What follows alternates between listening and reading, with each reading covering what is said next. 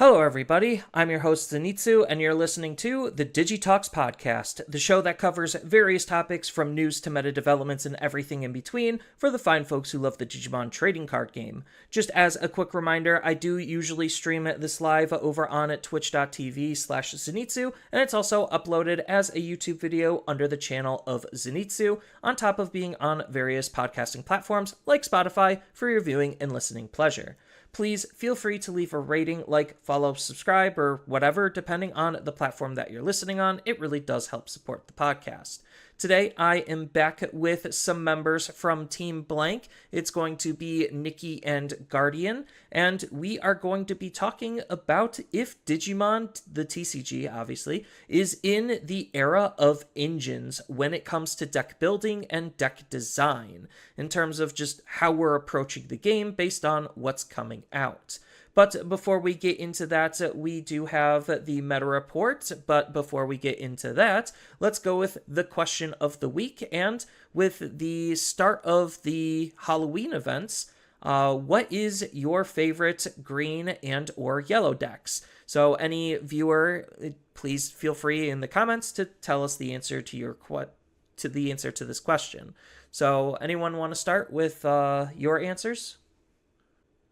So I guess I'll just take the reins, and I'm a Leomon stan. I really like what Leomon can do, and I think with the limited scope of yellow and green decks, I think Leomon's actually pretty decent because of the fortitude mechanic, because green wants to mostly delete by trying to beat up the opponent's Digimon. It does have a little bit of bounce/bottom deck, but not necessarily that much. And yellow has absolutely almost zero outside of just put it into security. That's the only alternative removal. Otherwise, they're going to have to reduce your Digimon down, and that's going to trigger fortitude, and that allows us to have a sticky body. And then thanks to Shoto, we now can give that blocker.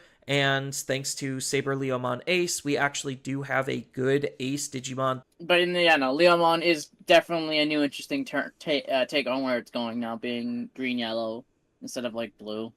Yeah, and the fact that it's green and yellow means that it just works with the event. So that's kind of what I would be playing if I was participating in this event. Unfortunately, my LGS does it at a time that doesn't exactly agree with me. That's not their fault. That's my fault. Silly me for doing things during that time frame. But it is what it is. What decks are you guys excited for? For green yellow, I personally have been trying to make trying Zephagon.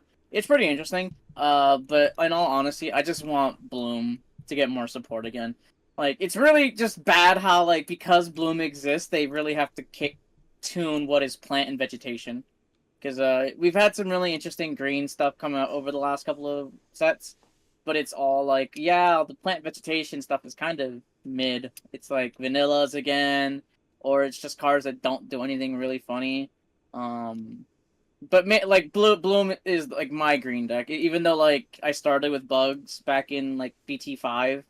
I just like Bloom being able to explode out of nowhere. I just wish they had better matchups in the format because everyone's teching for go wide, and by proxy they're just shot in the foot because of it. Yeah, that's understandable. What are you playing for this green or yellow event, Guardian? You can't say Masty because she's part purple. Yeah, I wish on the Masty one part, but crappy Syndrome, honestly. Shine Greymon. If I could get the Cherubies from our other local semi-member, you haven't met him yet, Zan. Okay. I'd probably play Angels. Angels seems pretty good. I made a whole... They were whipping my ass. Yeah, I made a whole video about the event, and honestly, anyone who's actually looking to try to be competitive with this event, just take what was competitively successful, that's yellow and green, in the last format, or basically two formats. I would probably say last format. Anything from EX6 and up to now, just look at competitive success, and that's probably the best things that you can do because those decks are known to be good. But there's still a lot of fun things, and not everyone in every meta is going to have like the drive to want to do it because this is supposed to be a more casual event. Yeah, well, it's supposed to be casual. It's not. I mean, yeah, give us prizes and we'll fight for our lives over them. That's what has me scared about the the Digimon Treasure Cup eventually. Yeah. So, I guess with the question of the week out of the way, we could finally go into the meta. So, we did have one event. This is probably going to be one of the most important events because this is going to define pretty much the rest of the EX7 meta because this is our first perception of what the meta is going to look like. So it was a card. We have 1.5 because there was also the Winna box. I never count those. No, Those are too small. local. Yeah, those are too small to really I get thought I any. said 1.5. Yeah, so it was the past event was the Carta Magica September Regionals. I did participate in this. I did get top 128, not that surprising of a feat.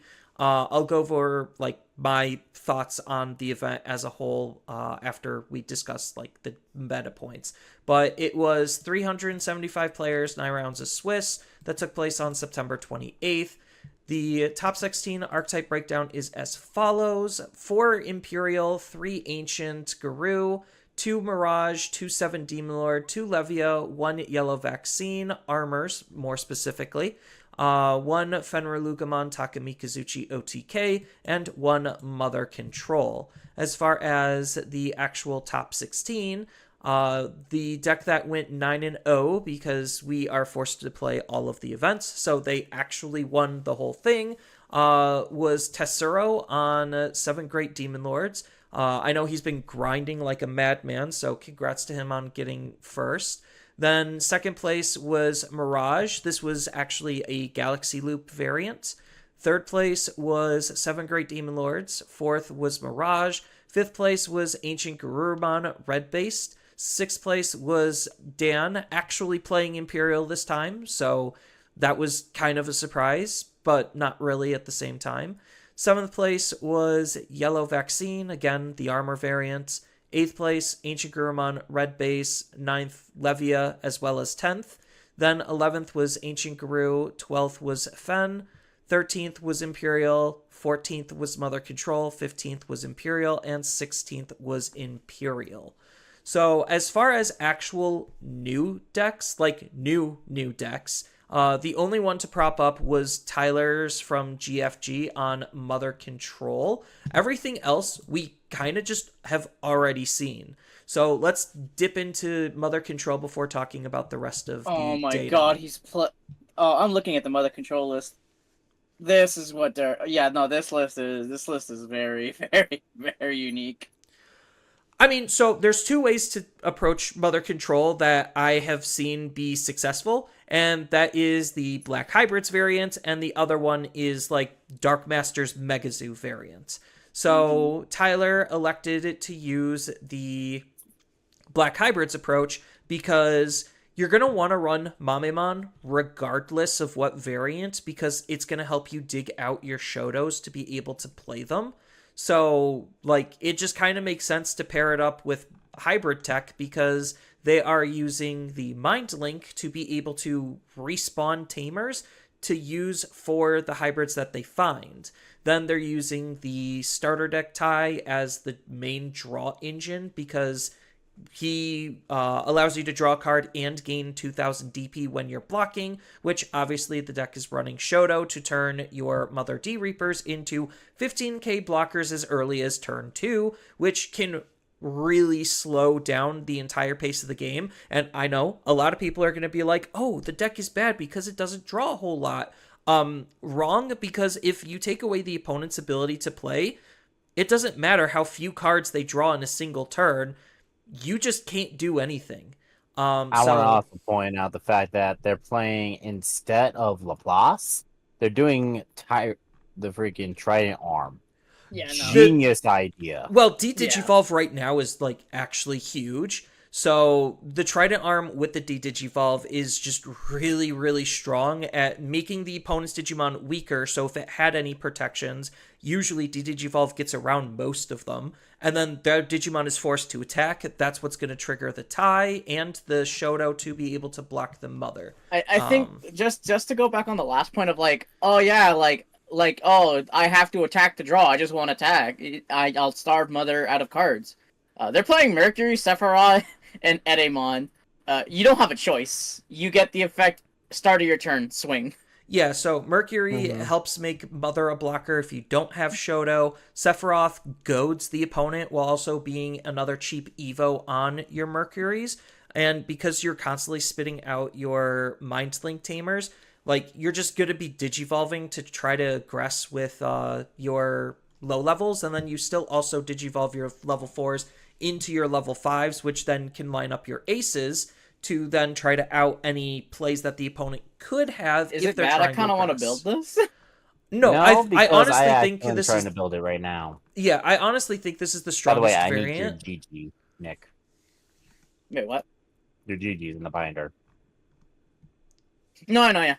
Yeah, so I honestly think like this is probably one of the stronger variants because it actually does have not only just one win con, it technically has 3 win cons. So Gigimon is kind of a win con because it helps you play your tamers out while also potentially spawning Digimon out, and the more tamers you have, the more memory you have, which means that allows you to just easily do more.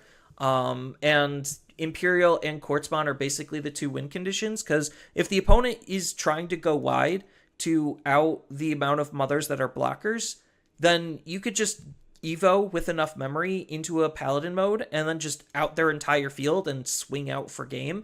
And Quartzmon, again, punishes wide fields where it just suspends everything. They can't unsuspend, and then Quartzmon's going to swing for like 3-4 checks in of itself. So it's very, like, the deck is very dirty. And Excuse me, I need to order some cards real quick. Don't mind me. You're Nick, good. order me some Paladins. You and what? You and what paycheck? You owe me $50. You know that's fair. All right, shut up. But yeah, no, like And then I said one mame because I have 3. we have some mommies in the binder, but no, like looking at this Yep. list, we do. We have more than enough mommies. The biggest thing I'm seeing is just that, like, if there's chance, you can just slot in Izzy and Joe Keto, and then you can really just start getting degenerate. Well, I mean, you can pull out the Marvin to 1. No, you need Or Marvin because it gives you Or jamming. you pull that 4 of tie down to, like, No, you need to 3. see it because that's your draw engine. Yeah, Well, like no, you take down well, the Satsuki. The reason I say the pull down the tie is because Izzy Joe also has the effect during the opponent's turn. If you lose a black Digimon, You're not losing a black Digimon because you're not trying to lose a black Digimon. That's the only problem. That's why Tai is the better one, because you force them to attack. Shoto made And Mother then you a choose blocker, and then you just block and draw a card. Like, it's like if pretty anything, we would take the Satsuki down one to fit it in, just because like the main gimmick is that if they go wide, you get more memory at the start of your turn, so it makes your like level 5 drops cheaper. The biggest value is the Gargo and the Vikemon. That's how you're ending the game with the Rapidmon. Because you'll just like, oh yeah, I'm forced you to attack, and I either let you go through or block you, and you didn't die or something, and then I'll just go cool. Gargamon run it over, Vikemon run it over, Rapidmon trash the top priority security, and then that's a win con right there. Yeah, like the aces that Tyler chose to run are incredibly strong aces. Like, Vikemon has secretly been getting like a lot of love. People kind of just write the card off, but he's been creeping up in price, which shows that there's a lot of interest on the card because his colors are really good, and his effect plays with Hexablaumon, so you could kind of just incidentally out specific things just by having a Vikemon ace on the field. And like, Mega Gargamon is honestly one of the best aces in the entire game, so it makes sense based on the colors and everything that like the deck kind of just works. And I do stand by the statement that I kind of like was saying with Risu on the last episode, where I think this deck is like borderline toxic and unhealthy, and it is basically Security Control 2.0, except it's not Security Control. It's, in my perspective, worse than Security Control because Security Control is a skill thing. Like, you have to figure out how to navigate around security. Some decks have an easier time doing it than others, but Mother Control is a deck check, which is a feels bad even more because if you're not running specific outs to this and they're able to get a Mother and a Shoto out, they could actually just win the game just from that. And I think like that's the real feels bad part because looking at some of the other lists that topped, you had Mirage Galaxy Loop, which we already know is playing Hexablow, which outs Mother. That's one of the few tools that outs Mother. If we also take a look at the traditional Mirage, hey, look, there's Hexablow again. If we look at the Imperials, 3 out of the 4 Imperials are running Hexablows. Oh, hey, look, Dan's list, there's 2 Hexablows. We go to Alex's list, here's 1 Hexablow. We go to, I think it was Sam's list. Dan, where's Sam? Joshua's not he's the only one that's not running it. Or no, it was, Joshua is on Ancient. So, yeah, Sam.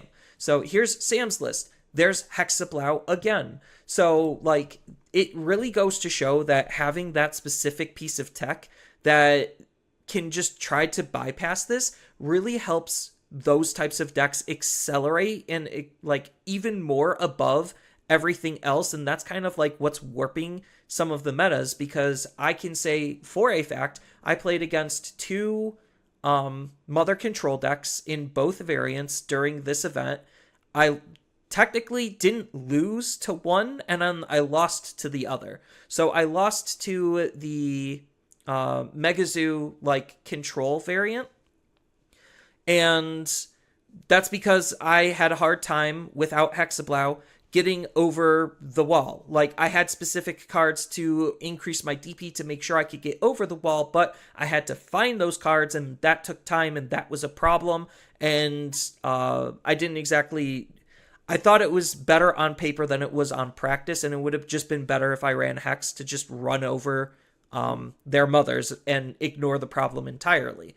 So that was like a me part on the fact that I saw Mother, I wasn't playing Hex, and I kind of lost because of that. And that's a feels bad situation, especially since the first one that I played was on a hybrid variant similar to Tyler's.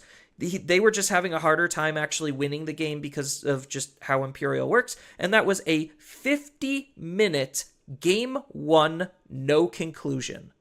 50 minutes, no winner, no loser, of just us dirtling around, playing cards, doing nothing.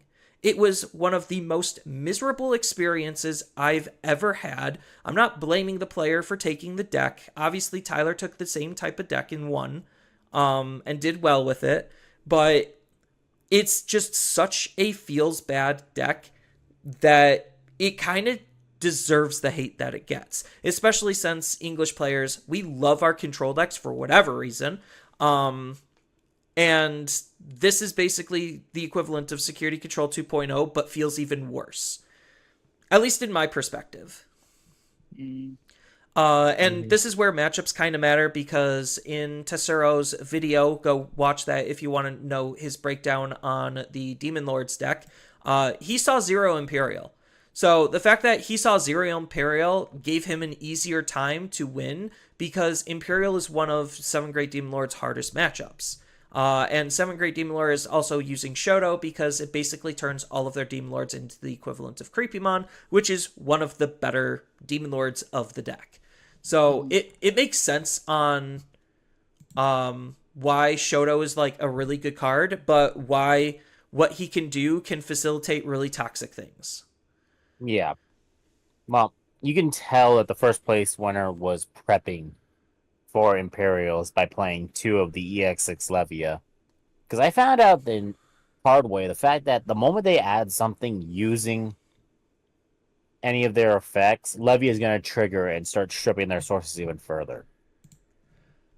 I mean, Levia Levia is just a good, like, this is why there's two Levias in top. Like, Levia is decent into Mirage because they actually have one of the few outs to how partition works. Because you look at a deck like Mirage, and most of the time they'll bounce once. They'll bounce a level 5 once, and then they can't bounce anything else because of just where the deck is. They have to burst mode to bounce something else to actually ruin partition. And because it's bouncing, it's putting it into the hand, which means if you're not getting rid of the Digimon, they're just going to DNA again. So that's kind of where a lot of decks just struggle, is they'll be able to delete a Digimon once, but Leviamon actually deletes the Digimon twice, which outs the partition because it deletes the bodies that are coming off of it. Mm-hmm. So that's where like Levia's matchup space is. And then Leviamon also is just running I'm just going to call it the Anubis engine. It's mostly just 2, maybe 3 cards, which is basically just Goblimon and then Dobermon X, because Goblimon gains you memory when you discard, and then Dobermon X, when you Evo, you draw and discard. So it's literally this own little package, and you're just playing cards around this package on the low end to be able to try to get up into your higher stages faster. Which kind of leads us into the greater like scheme of the discussion on the fact that it feels like Digimon is trying to play less archetype-based decks, or at least like we as players are trying to play less archetype-based decks and more akin to Yu-Gi-Oh!, where we're just running packages/engines and then playing like broken packages and engines and then broken generically good top-end cards. Like Mirage Galaxy Loop, which ended up getting second, is like literally the epitome of that statement, because, you know, you're playing Mirage, which has nothing to do with Light Claw or Night Fang, for the most part, outside of the level 4. Then you're playing Hexablow, which again has nothing to do with Light Claw or Night Fang. And the rest of the low-end cards is Night Claw and Light Fang, and they search for Night Claw and Light Fang. It's the fact that, like, the Tamer makes it so that you could Evo into anything for free is part of the problem on what's facilitating this, on top of the fact that the Light Claw Night Fang engine on its level 3s through like 5 literally just kind of generate you memory for free by doing this arbitrarily long set of actions, which I think is like incredibly stupid from a TO perspective, because, oh, they're spending 20 minutes on their turn doing all of these mandatory things that just amount to them having free evolutions. Like, it's overly complex for the sake of being overly complex for the gimmick that they're trying to play in. But this is like the prime example of them just playing a package to play some generically good broken top-end cards to facilitate what these broken cards are doing, and to get into them faster than sometimes they normally would in their own engines. So, Yeah. because that's why, like, you see Dan's list just as the best performing Imperial, he was on 2 Hexablows. That's an unsearchable card in a deck like, like Nightclaw and Lightfang and in Imperial. But what really made the difference between his Imperial list and how he was able to find success and my Imperial list, and I wasn't able to find success, was literally the Hexablaumon, because he had the out to the matchups that I thought I had the in-engine and in-archetype outs for, and they just didn't work as efficiently as the out-of-archetype stuff. So it really starts to feel like we're shifting towards these engines and these packages, and I almost feel like that's kind of like homogenizing the game in a way. You could kind of say it's, oh, look at this creativity, but is it really creative? Like, is it, like, if everyone's just running the same low end and different top ends because they're just thinking, oh, this is the better blue level 6, is it really that creative? No, it isn't, because it just fits into, again, the Yu-Gi-Oh scheme of, oh, play this little card to be different. You know? Right. Because, like, I could say a lot of the purple decks, like I could go into Eggman's website and look at all of the purple decks since EX5. A lot of the purple decks that are stack based are literally using the same exact cards that they've been using from EX5 because there is no other efficient engine to be able to just use generically to get up into your higher stages. It's always going to be Goblymon at 4 copies, Dobermon X at 4 copies, arguably Cerberus X, and then like a couple of other like more in archetype stuff that kind of helps facilitate what the deck is going to do. But for the most part, it's like they're all running the same level 4s, the same level 3s, and it's mostly just the level 6s that's kind of just changing. Mm-hmm. So, like, I know, Nikki, you were experimenting with Myotis, the Myotis engine. Like, Yeah. it's a cute engine when it works, and you could get some insane value out of it, which is why it's an engine. But like, are you really running Mallow Myotismon in it? Like, or Yeah. So the problem with the Myotismon engine and like a deck is that the engine takes a minute to get going because you need to get that tamer down, you need to get the level 6 in hand, but once you're off there, the main problem I find is that I just want a memory setter so I can start doing a lot of my turns, because Malamodus is a 5 to Evo, so like we want to run trainings, but you need Ukamon as a base, you don't really play level 4s because you're not really Evoing your 5s, you're just hard sliming them, and all this equates to is just the fact that like, once you get one level 5 to stick, you evo into Anubismon, into Pheromon, into something that can replay. Like, the game plan for me is I'll go, like, Anubismon. That way, when I play my Mummymon out of the trash, it can attack. The moment it dies, it plays the Tamer, and then I can kill that Tamer with something to get another body and just keep going, like, in circles. The problem is, like, the main problem with the deck is that it wants to do too much because it wants to be able to make fluid in plays. Just because like your low end is really atrocious because like you could play like the Cerberusmon engine and get like value down there, but then you lose a lot of your top end because you're playing like 4 Cerberusmons, 2 Myotismon aces, 8 level 5s, and then you need to make some level 6 adjustments. Like, and it's like they all draw out the Scarred. You need to find a way to put a Tamer on board. Like I've tried a lot, and I've kind of just settled on Mallow Box just because. Once you stick a 5, any level 6 in purple kind of does a lot of light work for it. Like, Pheromon pops to level 4 and it plays back, like, any level 5 out of your trash. As long as it's Undead or, Dark Animal, which everything pretty much is. Anubismon lets you keep going through, like, cycles, because, like, my main game plan is that, like, I'll put a Mallow on the board, I'll kill the Tamer on Evo, I'll get my body out, and then I'll swing, and then I'll kill that body, or like, if that body died, I'll get a Tamer to do it all over again, and, like, I trash security, so, like, that's my win con. But I'm not comfortable putting him at 4, just because he kind of is a brick. Because the deck wants to go, like, nah, I want to, because I was experimenting with Ghoulmon, because you fill up your trash so much, it's just, like, cool. For every 10 cards in my trash, I make you mill. I have, like, 30 in there, I'll make you mill your deck out. And it's, like, 2 checks. I've done, like, Shroudmon, because, like, if you stick a body and then it's going to die at the end of the turn, if you make it Shroudmon, you can stall the game because you'll recover back up to 3, no matter how much they try to hit you.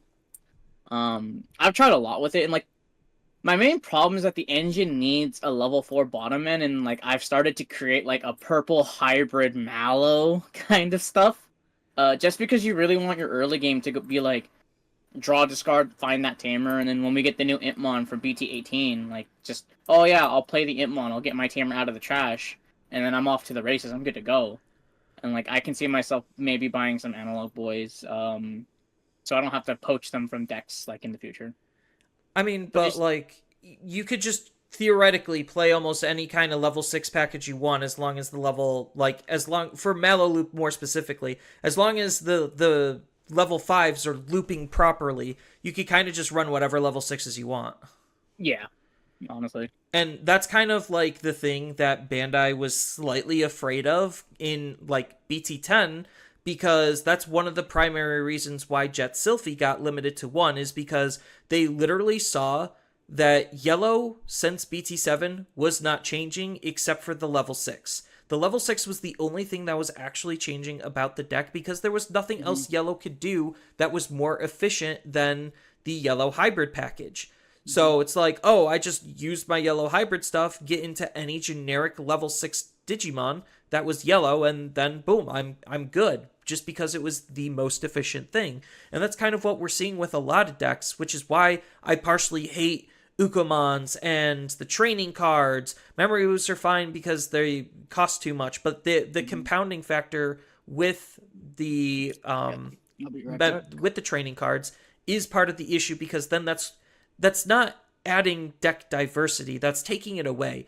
Like saying my deck needs 6 searching option cards between the trainings and the boosts before you even start building your deck, on top of the fact like, oh, let's splash in 2 Ukomon because, you know, it's easy and we could do that. That there's 8 cards out of a 50 card deck. You're almost a fifth of your deck is generic cards that everyone else is running.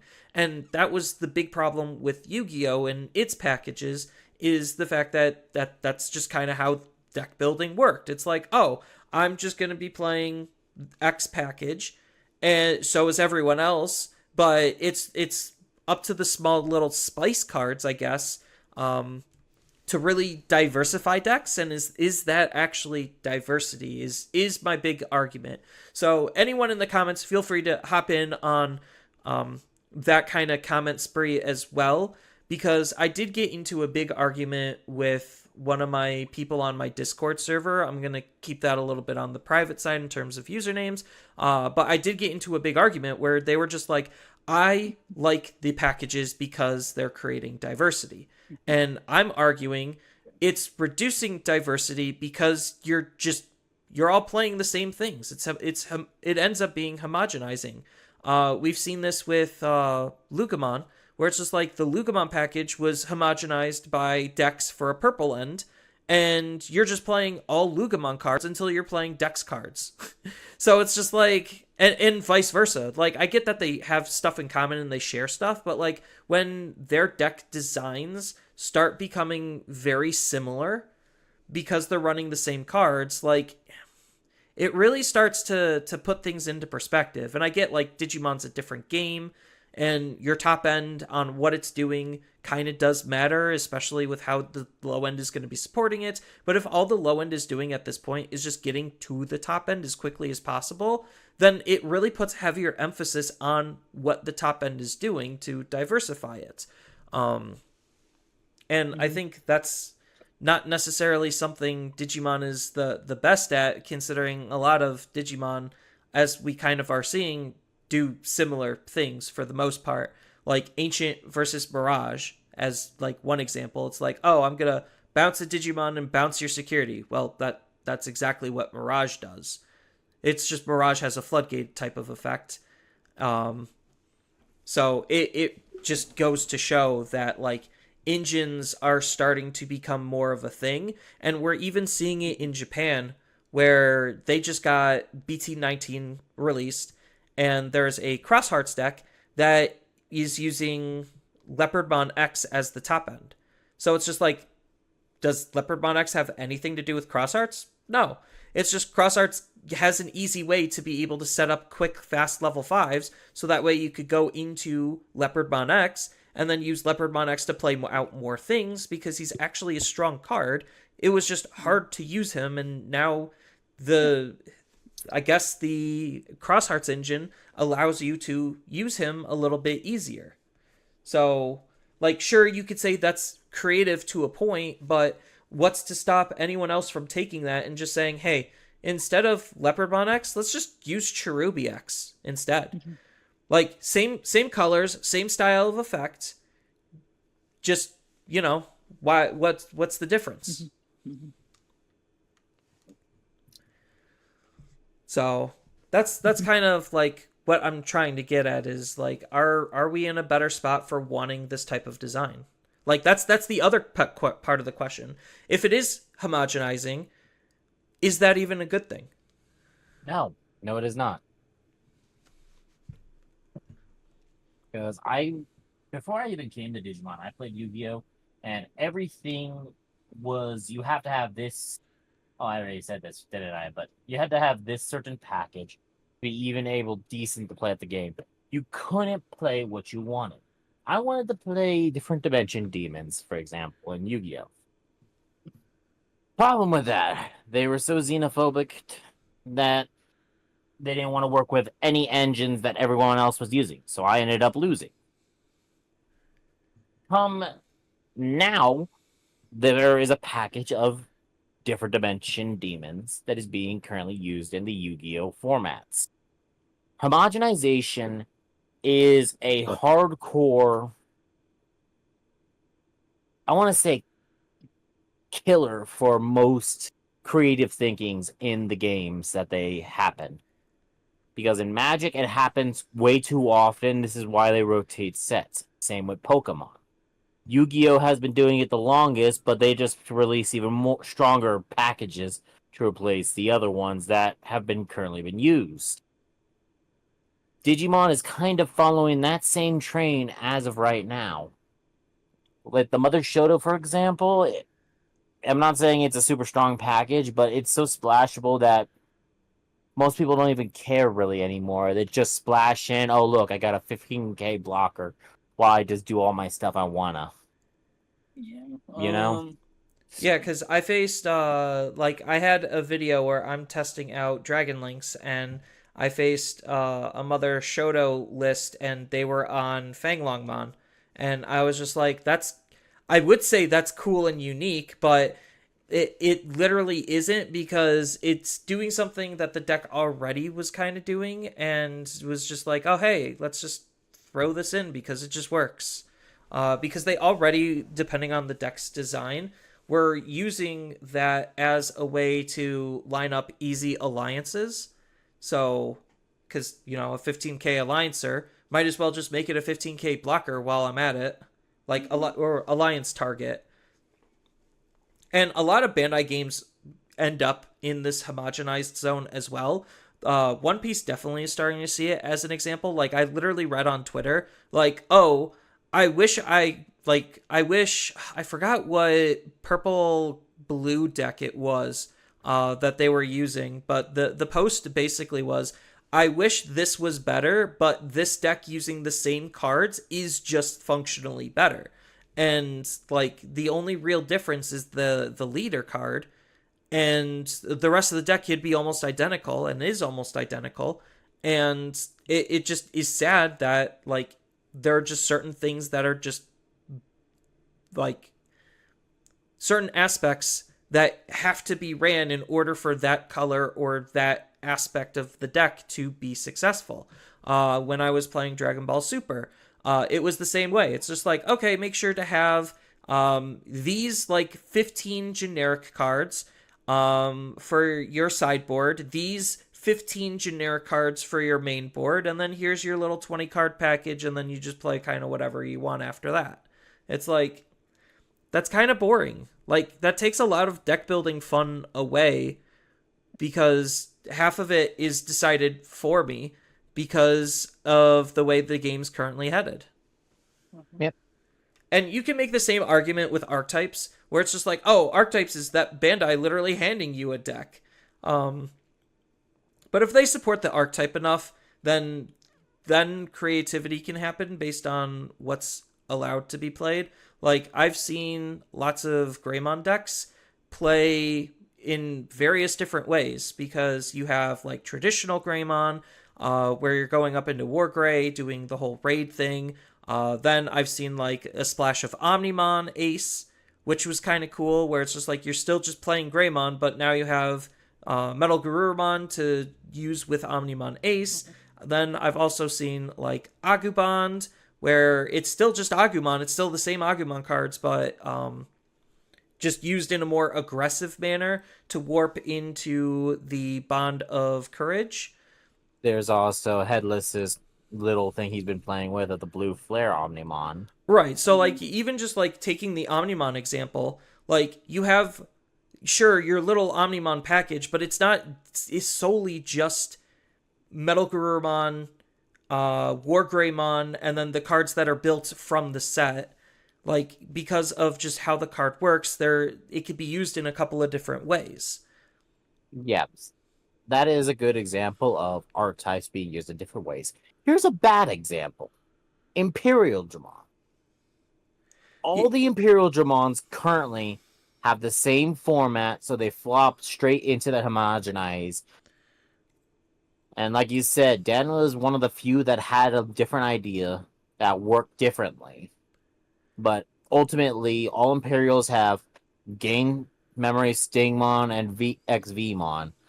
I mean, to be honest, that can be said for every deck. If you like, there is the deck, and then there's the text that everyone chooses. That is why I'm saying that Imperial is a bad example, is a bad point from this, because they're so prevalent right now that they could be used as the bad example of it, of just homogenization and conforming to. Well, so somebody had to put together the pieces for the deck in the first place. Like, it's going back to what I was saying at the beginning, where it's just like it's unique a total of one time, and then everyone conforms to the success. And everyone right now, because of Mother Shoto that's on Imperial, is going to be forced to play Hexablaumon, because otherwise they're going to have a very hard time being able to out that deck, which they will see in events. And I'm 90% sure, because of like how matchup heavy Digimon is as a game, because we usually have a pretty decent like big web of rock paper scissors, that Imperial needs Hexablaumon, just like a lot of other blue decks need Hexablaumon. And even then, Hexablaw doesn't save you, like, because based on Mother Control, if they have a single Rapid Bond on board, you still risk the ace, like one of the two aces coming down and either putting you in like, I'll block you and then I'll kill you, or B, just like, cool, you got the check and then you'll never attack again. Yeah. Yeah, or you swing and they ace Digivolve because Hexablow doesn't have protection based on what you could potentially do, or you hit a security check that also could Digivolve. Like, it's not as cut and dry as just run Hexablaumon and you'll win the matchup, as it seems. But like the big thing with Mother Control, more specifically, is the fact that like it forces us to play these types of cards to try to out the deck, or just not necessarily lose to it, just have a harder or rougher time than if it were Security Control, just as an example. Like, when I have to say Security Control looks tame in comparison to Mother Control in terms of the toxicity levels, that's not good, because Security Control was my standard of when Security Control is good is when the game's at its worst, and now Mother Control is coming in and taking that reins, where it's just like when Mother Control is good is when the game is at its worst. Like, if I have to make that statement, that's sad. I want to point out right here the fact that there's just like Mother Control, you can also make Security Control with Mother as well, considering we have both judges which form into yellow. And we also have the freaking you're just hard playing level 5s half the time anyway, just to recover. So like you could still technically have like Mother Shoto Security Control and make everyone's lives miserable even more. So yeah, you could literally have the hybrid packages too. You're just getting to decide on, do you want to go purple or do you want to go yellow? Because we do have mind linkers for both colors in that one too. I think they would rather just go yellow, just because, you know, it's the on play Security Control. Yeah, there's more yellow aces than purple aces, and like recovery is the name of their game. So they just want to recover as much as humanly possible. The only issue is they could accidentally recover their Shotos, which may or may not actually be a bad thing. It means that they can't actively play it, but I guess they don't need to at the same time if they're just trying to stem damage. If they do the 6s, the 5 and 6 as Angelmon Ace, which will always recover every time something is removed as long as you're 3 or less, and Dominimon, You can pretty much I don't just think sit they'll on do that. those. I don't think security control would do that. They're already not running Dominimon. They wouldn't run Dominimon just for that. I'm just saying. No, they're They ever usually on could. Magna Angemons and then just whatever good yellow aces they feel like they want to use. And then they're just on higher recovery cards. Like if anything, they have oddly enough a really old card that could work very well into security control. Um, I'm trying to remember what it is. It's a 2-cost yellow option that draws you a card for every security you have. I know that option. Yeah. Well, what? It's Eden's Javelin.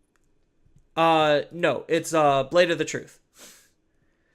You were close Crap. though. Yeah. They're both the same, just It, different effects. it, completely different effects, but yeah. So like, you just throw down like a yellow Digimon if it sticks, or a yellow Tamer, and if it sticks, then you just Blade of the True to just draw a card for every 2 security, and if your security is usually pretty high, it's like a very easy draw 3. Mm-hmm. Like that could potentially make a comeback. So like there's alternative ways to be able to make up the lack of card draw in option form if security control wanted to adopt a mother package, because most of the time they just use Salamon as like raise out, swing with Salamon, hope Salamon dies, so that way I could get a recover when I'm at 3 or less. So I apologize right now. I'm about to go make some people hate me on DCGO because I just got an idea for that. Whatever. Either way. Yeah. Like honestly, we're gonna head into one of two ballparks. Either we get more generic, and like as Zan said before, like the more generic busted stuff you make, the worse the game gets. Or B, we're gonna be heading into super xenophobic, trying to like restructure the like. We've seen that so far with like the new aces like Talmon, Wargramon, Rapidmon, and Justimon. Because they're attempting to get back into the xenophobic aces. It's just like, yeah, we fucked up. We made like too many generic aces. Let's try to make them in archetype now, so that way you can. But the thing is, now they're like, yeah, they're in archetype, but they're still kind of bad. Mainly because we need to make them not as good. Because they're an archetype now, they need to be a little bit more specific, and it's just like, cool. Well, I'd rather have taken a random name. Yeah, so the idea of in archetype versus generic is generic should always be strictly worse than something that's in archetype, because everyone has access to it. So the stronger you make a generic card, the more it's going to cannibalize deck design and deck building as a whole, because it becomes a mandatory game piece because of how good and generic it is. That's what we're seeing with training cards for stack-based decks already, just as an example. And like we're seeing that with some of the aces where it's warping what colors are being ran because of what aces are being played. And sure, there's a decent amount of like good level 6 aces, mostly that came out in BT16 and EX6, in terms of like level 6 aces that can just do a absolute butt ton, but those shouldn't outshine anything that's in archetype, because you're playing inside of something that natively should be higher. Like if you were to use that card anywhere else, it shouldn't have the same level of output as in its own archetype. So the archetype is helping to propel and boost that type of a card to make it better than a generic variant of it. And I think like that's part of the big problem where Digimon is headed in a deck builder's way, is they've just been making too many generic cards. And that's not necessarily great. Sure, granted, in some of the generic options cases, they're actually trying to solve problems. Like as I pointed out before, the memory boosts were made because they observed the fact that, hey, they're not finding their Digimon as consistently as we want them to, so let's create this card to let them find their Digimon more, and then give them a nice rebate to allow them to try to accelerate their overall game plan. So that's kind of where memory boosts came in.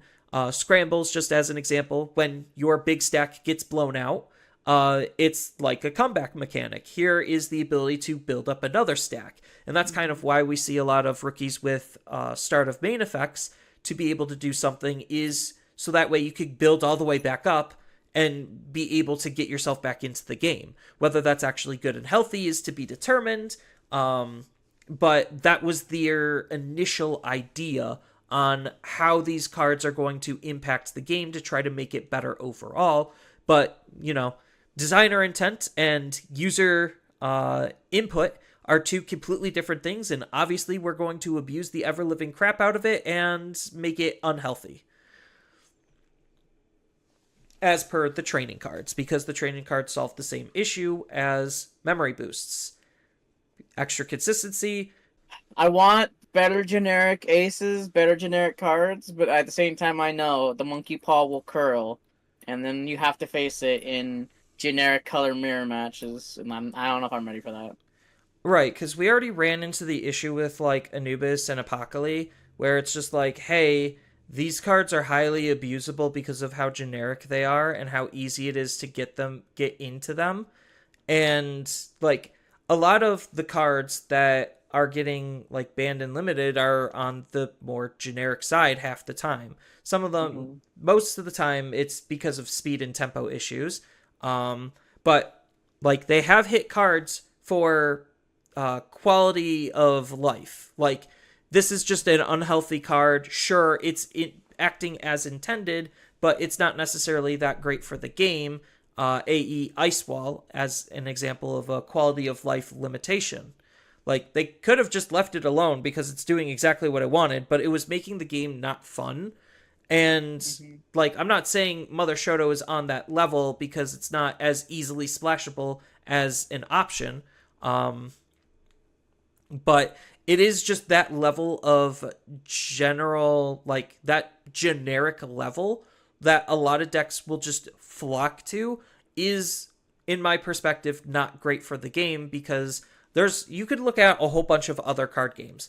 They will show you, like, that their deck philosophies are all similar because they're all using these hyper generic cards. Like, Yu-Gi-Oh's deck building is the same as Dragon Ball Super Masters deck building, which is the same as, at this point, almost One Piece deck building. So it's just like, all these, like, you can have all these different card games, but they all have the same deck building philosophy because of the design on where the cards are for the game. And I really liked Digimon, not necessarily because building an archetype was super easy. It is, but there's still room to grow past that archetype and not just devolve into everyone using the same engine for specific things.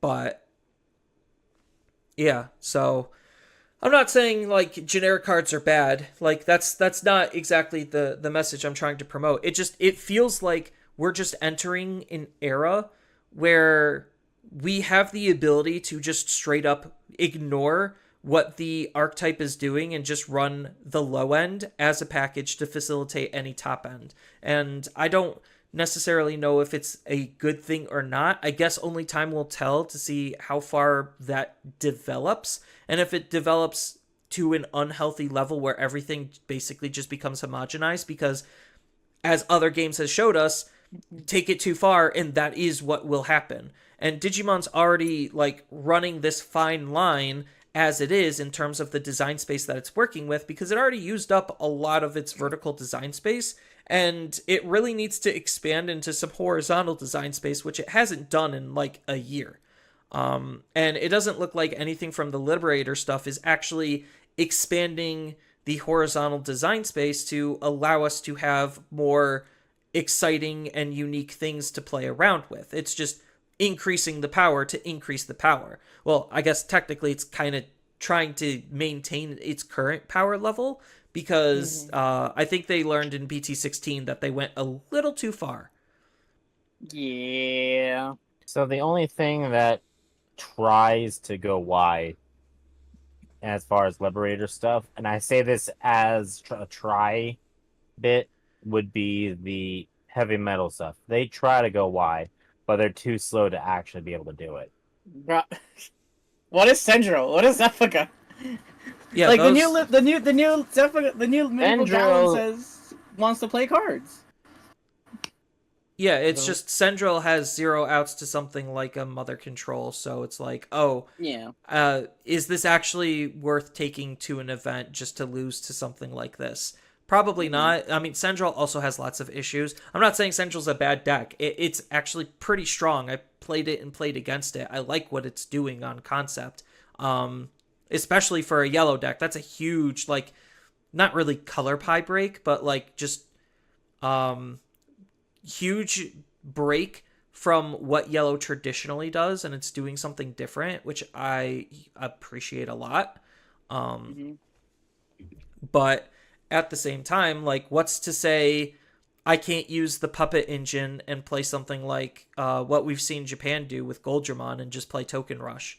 Like, that's kind of where we're headed. And some people will be like, that's kind of cool, but to what extent is it cool? Mm.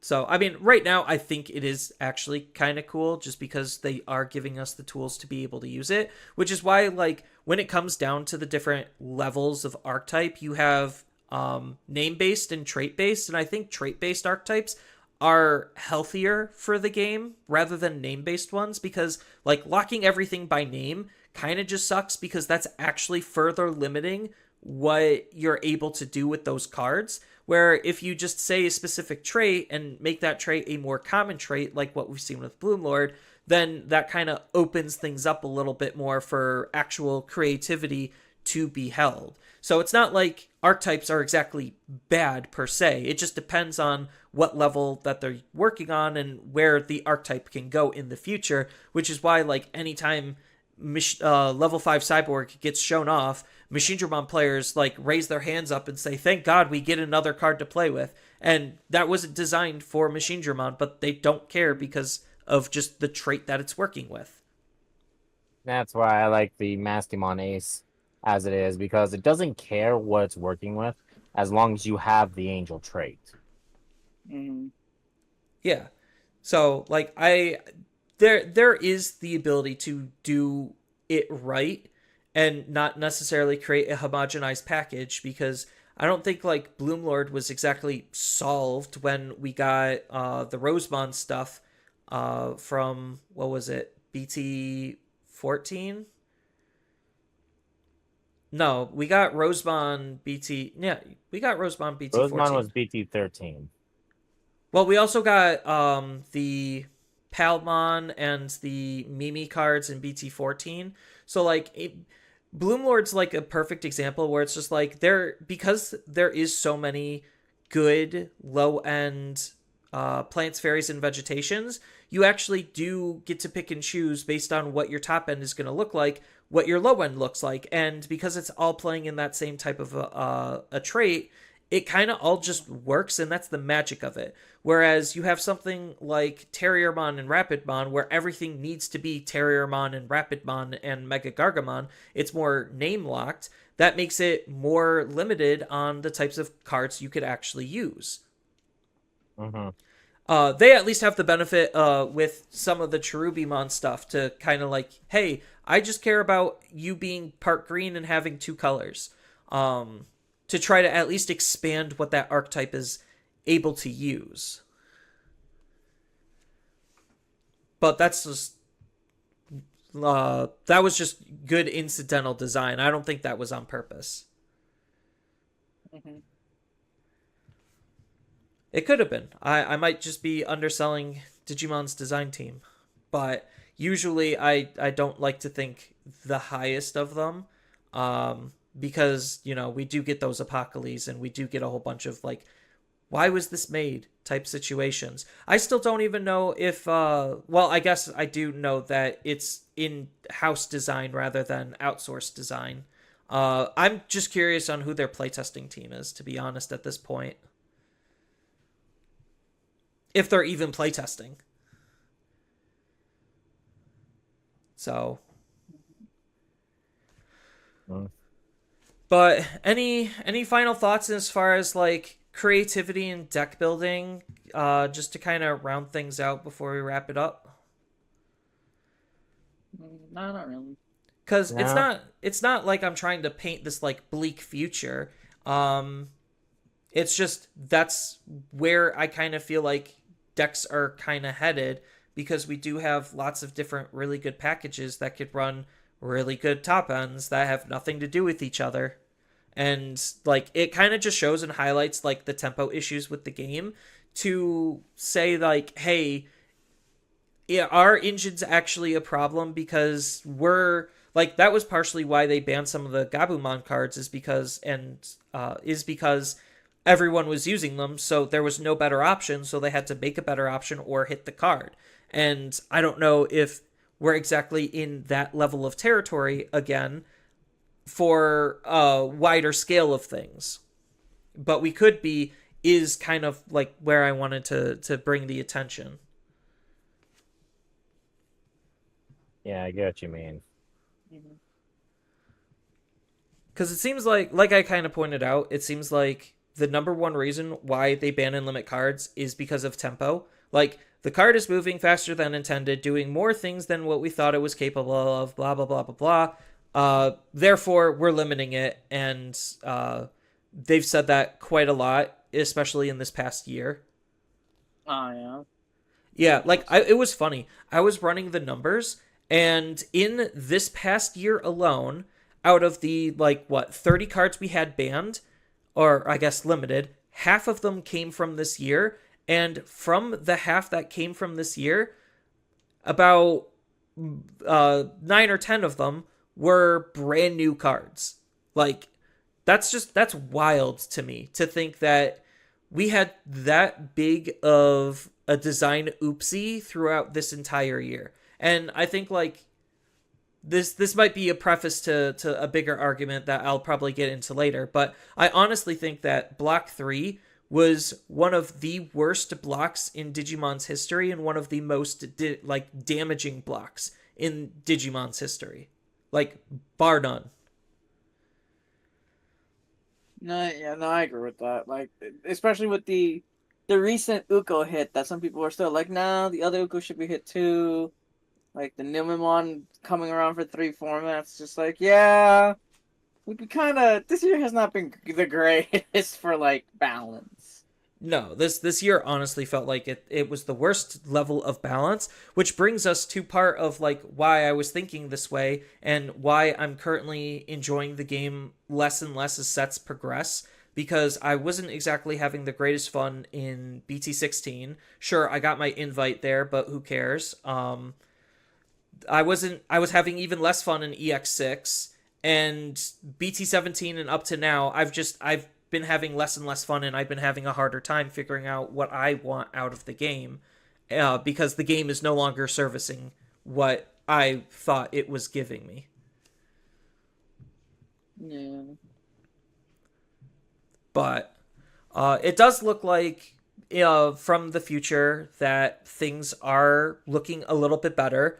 I do have, at least starting off, faith in the new designer doing one heck of a task to try to rebalance the game, and fix the current design of where the game currently was headed.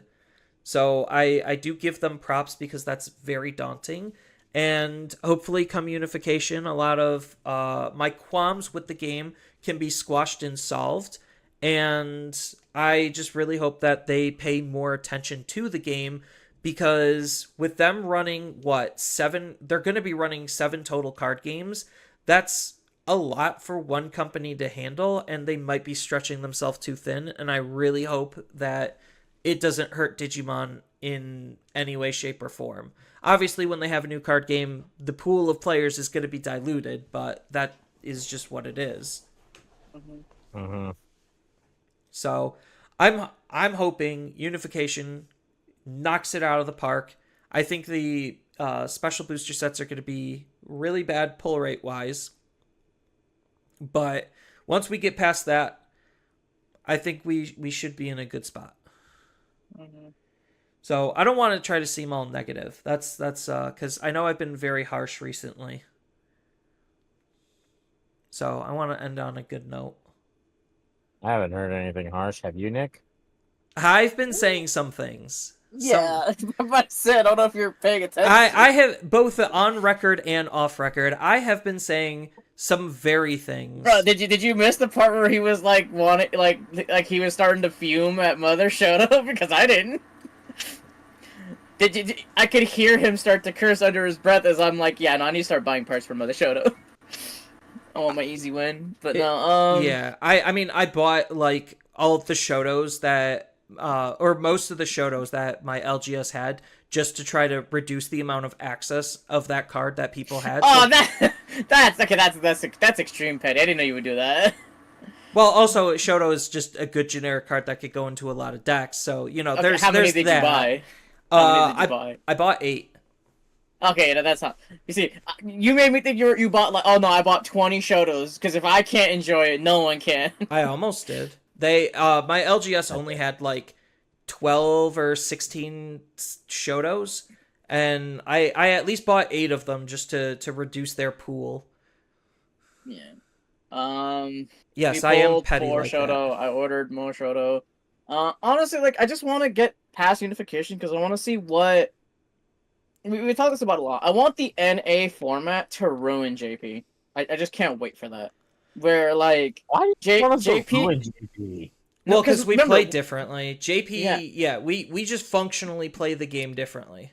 You gotta remember, JP is a bunch of locals. Like their big tournaments are a little bit like less. Like they're more mom and pop, like a bunch of LGSs and locals reporting their wins, and we have to always remind people, don't take that as gospel. Like, oh yeah, I know, like Purple Hybrid, like in JP, Purple Hybrid had a good stint because it was performing well, but that's because there was no like, oh, I'm taking this to regionals. It's just kind of like, yeah, I played it. It's fun, like fan favorite. But like as soon as we get to unification, NA is gonna bombard JP with like. So I made Mother Shoto 4, and it's best deck undefeated, and it was an NA creation, and then it bleeds over to the JP, and then JP just can't figure out how to deal with it because they're like, it's not really that bad. I mean, like, if you're just not if you just don't care about your win, you don't really play it. And it's like, oh, Yeah, looking at NA, looking at Numemon, just like, oh, that's a problem. We should probably hit that. Yeah, I think Americans are taking it too far. Yeah, I think what Nikki's getting at is the fact that it maybe will force more proactive bans and limitations because of the differences in our playstyle, and because we're discovering everything at the same time, we could highlight the issues as they're coming out a little bit faster. Mm-hmm. Because there's more eyes on it. So that's kind of what I'm reading into your statement, Nikki. Yeah, because like NA has a bigger chip on their shoulder because we want to prove like, oh, like how do I say this? More regionals and more top tier events. Like NA has more than JP. Like JP doesn't really have a bunch of like we don't hear a lot of like regional qualifiers, but qualifiers. We just kind of hear about like a cup here and there, and then like Nats, and that's like all we really know because like. Yeah, their tournament locals. structure. Yeah, their tournament structure is completely different than ours. After my conversation with East, because we really hammered out the differences between our formats, and we're like, "Oh, this is kind of why it matters."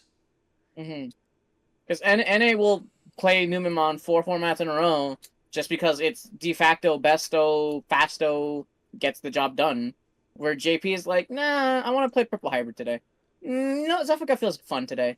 No, you know what? I'll play Magno once, just because I want to play it once. They're casual compared to NA like sweating for their invites. Like, I mean, there's JP people that sweat, but yeah, the level of sweat, as highlighted in that episode, is a little bit different because of just the size of the events. It's just like me trying to get to top 16 out of a 300, almost 400 man event. Is a little bit contextually different than somebody in Japan trying to sweat over 5 rounds, best of ones, playing 40 to 50 people. Like, yeah, like it's a little bit of a difference. And not And to mention, because of like the scope of their events, they're more likely to get invites or just the general like the pass down to be easier to do, as opposed to us where 300 people, only 16 get an invite. Yeah, like I said, their tournament structure just is completely different, and it is interesting to see when unification what changes are going to be made and how fast they're willing to react, because with the size of the EN events, they could gather a lot more data a lot quickly to assess something sooner than, oh, JP had to deal with Apocalypse for 2 formats. That 6 months kind of sucked. Sorry they had to get put up with that, and then now we get it fixed because they couldn't fix their problem and they thought that there would be an answer. Yeah, So that definitely feels stupid though, because like the same thing happened with Shoutmon of like they had it for like a format or two, and then NA gets it like, yeah, you live for Shoutmon and APOC for like a month. yeah, Enjoy it so while it lasts. yeah, so we at least get to suffer together now, but at least that makes the game arguably We more all live interesting. together. Mhm. And I think like that's where some of the fun might be coming back, is just in the new stuff. Like, oh, the unknown is part of what's fun because that allows us to be able to discover more, and that allows us to be able to craft on different levels. So it'll be interesting. So I'm gonna be trying my best to bear with these garbage formats until unification happens. I don't necessarily know how Special Booster 2.0's format is gonna be, but this EX7 format definitely feels pretty hot garbage, and all of these packages that decks are starting to adopt are kind of annoying to me, because like I see it in my YouTube comments all the time. It's just like, oh, just run this package, and I'm just like, but that's boring. Like, that's not what I'm trying to do. Not saying that they're not incorrect, because half the time they very much could be. But deck building is supposed to not be this cut and dry thing, at least in my perspective. And that's kind of like where I just want the game to be, because I am a deck builder. And if deck building is not fun for me, that's ruining my enjoyment of the game in some aspect. But I think we had some good conversation. Again, chat. Feel free to type down in the comments below your thoughts on anything that was discussed in this episode. And at this point, I want to thank everyone for listening all the way to the end. And if you enjoyed this episode, again, make sure to do all the social media doobly-doos. Leave that like, follow, subscribe, whatever. And we will see you, hopefully, in the next episode. Later. Take care.